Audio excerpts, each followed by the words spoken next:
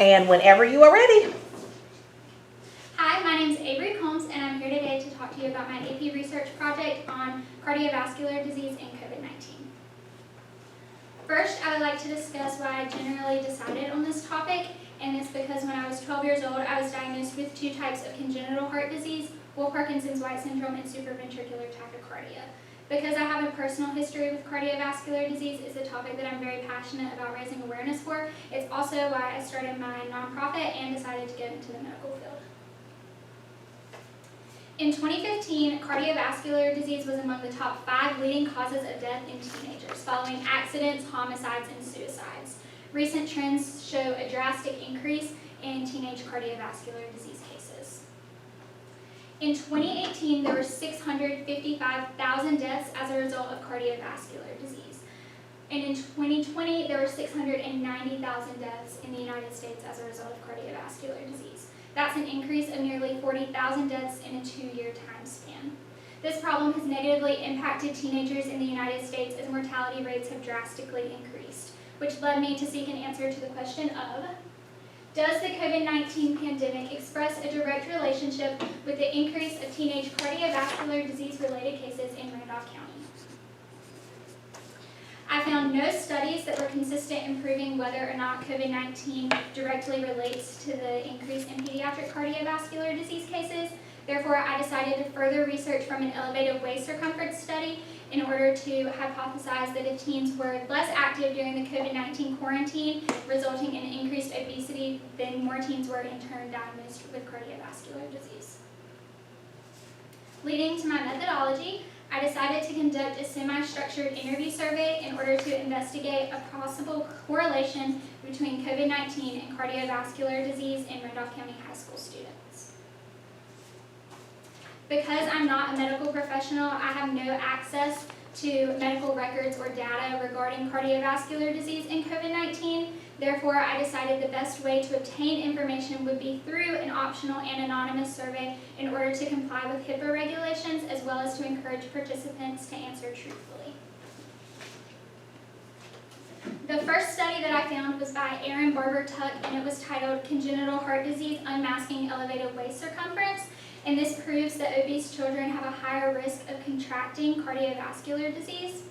An additional study from Bambino Guys Children's Hospital proves that childhood obesity rates did increase during the COVID-19 pandemic. A registered nurse from Thomas Jefferson University Hospitals established connections between children who don't take care of themselves and acquired cardiovascular disease. And lastly, a study by a researcher at the National Scientific and Technological Development Council discovered that the rate of nursing cardiovascular disease diagnosis is higher in children who had previously been diagnosed with COVID-19. Together, these studies help to establish support for my hypothesis that COVID-19 directly relates to the increase in cardiovascular disease cases. Through these studies, I found that unhealthy eating habits lead to lack of physical activity, increasing chances of contracting COVID-19, which by weakening the immune system makes you more prone to be diagnosed with cardiovascular disease. Cardiovascular disease is difficult in adults, but the results of cardiovascular disease are especially tragic in children. There's many possible causes as to why the rate of cardiovascular disease cases are increasing, and my research is important in helping to determine why the increase is occurring, as well as in determining whether or not COVID-19 has played a key role in the increase. The goal of this study was to provide the scientific community with additional research supporting my hypothesis. The assumption is that cardiovascular disease cases in teenagers increased as a result of health negligence, unhealthy eating habits, and inactivity during the COVID-19 quarantine. The results help to conclude that COVID did or did not directly result in an increase of cardiovascular disease cases, but either way, the research provides further data to strengthen the current scientific research by providing additional protocols to prevent cardiovascular disease, ultimately saving more lives. Cardiovascular disease is appealing because it's a real-life issue. In my opinion, everyone has been affected by cardiovascular disease in some way, shape, or form, whether you have a grandparent that has suffered from a heart attack or a stroke, a cousin that was born with congenital heart disease, or if you yourself have personally experienced heart disease, everyone has been affected. By choosing to complete the survey, participants are helping to further research surrounding cardiovascular disease. Figure 1 and 2 shows that majority of participants have had no personal experience with cardiovascular disease or with COVID-19. The North Carolina Department of Health and Human Services found that there were 34,600 cases of COVID-19 in Randolph County since the start of the pandemic, and the U.S. Census Bureau determined Randolph County's population to be 143,667 in 2019. So assuming that the population stayed relatively the same or perhaps grew, that leaves you with a probability of being diagnosed with COVID-19 in Randolph County at less than 50%.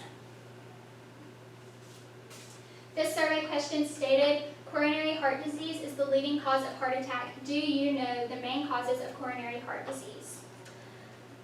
Figure 3 shows that 73.2% of participants were not knowledgeable of coronary heart disease, and 26.8% claimed to be knowledgeable of coronary heart disease.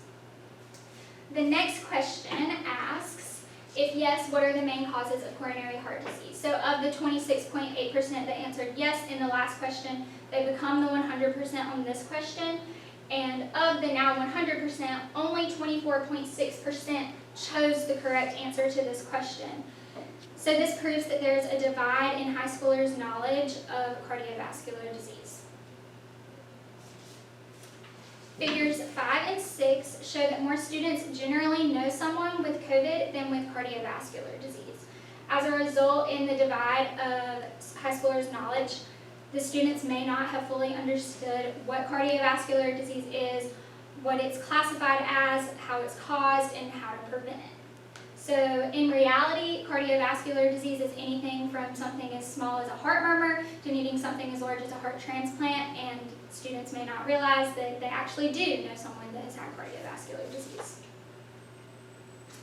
Of the given responses of the survey, 4 students personally knew someone who has experienced a heart attack, 12 know of a teen who has had a heart attack, 5 personally experienced a stroke, and 22 students know of a teenager who has experienced a stroke. So compared to the sample size, these numbers are astronomically large. In regards to implications and limitations, small sample size limits the generalization of the findings. Had the sample size been larger, the number of those who know someone with cardiovascular disease probably would have increased. Students also may not know what cardiovascular disease is. Additionally, students were asked if they knew anyone with COVID-19, cardiovascular disease, etc. The term anyone may have been too general, and more specific wording should have been used. And lastly, because I'm not a medical professional, I cannot make the questions required, nor could I force participants to be honest with me. A direction for future research would be for a medical professional to conduct the study, and if the researcher is not a medical professional, the researcher should probably conduct an in-depth interview with a medical board-certified doctor. There were 3 possible outcomes of the survey. Outcome 1, the survey would prove that there was an increase in cardiovascular disease cases as a direct correlative result of the COVID-19 pandemic. Outcome 2, the survey would prove that there was an increase in cardiovascular disease cases, however, the increase would not be a direct correlative result of the COVID-19 virus. And outcome 3, the survey would prove that there was no increase in the amount of cardiovascular disease cases, and that the COVID-19 pandemic did not play a significant role in cardiovascular disease diagnosis. This research would contradict research from the literary review that proves that there has been significant increase in cardiovascular disease cases. The results of the survey were consistent with outcome 2. It was proven that there was an increase in cardiovascular disease cases, but it was not a direct result of the COVID-19 pandemic. The surveys show that 96.5% of students know someone who tested positive with COVID-19, and 30.7% know someone who has been diagnosed with cardiovascular disease. This is surprising as it rejects my initial hypothesis. So to answer my original question of Does the COVID-19 pandemic express a direct relationship with the increase of teenage cardiovascular disease-related cases in Randolph County? My results unfortunately point to no, but something is contributing to the increase, which I will perhaps study in the future, leading me to ponder a new question of, is there a gap of teenagers' knowledge in cardiovascular disease that is directly contributing to the increase in teenage cardiovascular disease-related cases? Thank you. Great job. Okay. How did the choices you made when designing or implementing your research method impact your research process?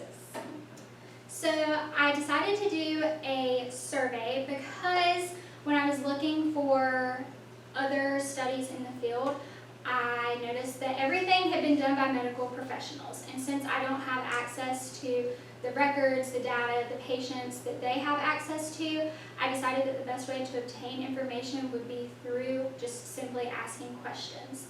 And so that's why I decided to do a survey, because I couldn't sit down and have a face-to-face interview with students because of HIPAA regulations. So you touched on this a little bit with your limitations, but how did the limitations of your method or data influence your new understanding? Yes, so I was initially concerned that participant honesty would be the biggest limitation to my study, but it turns out that it was actually the gap in knowledge. Students didn't understand what cardiovascular disease was. And so I decided that since they didn't really know what it was, maybe that could be the actual cause to why it's increasing. If students don't know that vaping and smoking and drinking and eating unhealthy and having an inactive lifestyle could increase their chances of having cardiovascular disease, then perhaps doing those things is what has led to the increase. If you could revisit your research process, what would you do differently and why? The one thing I would do differently is sit down with a medical professional and interview them and talk to them just for their perspective, to have a different lens looking into the research, just because I couldn't sit down and have further questions with the students that did answer that they've had personal experience with cardiovascular disease. So I think that would really add to my research. Okay. All right.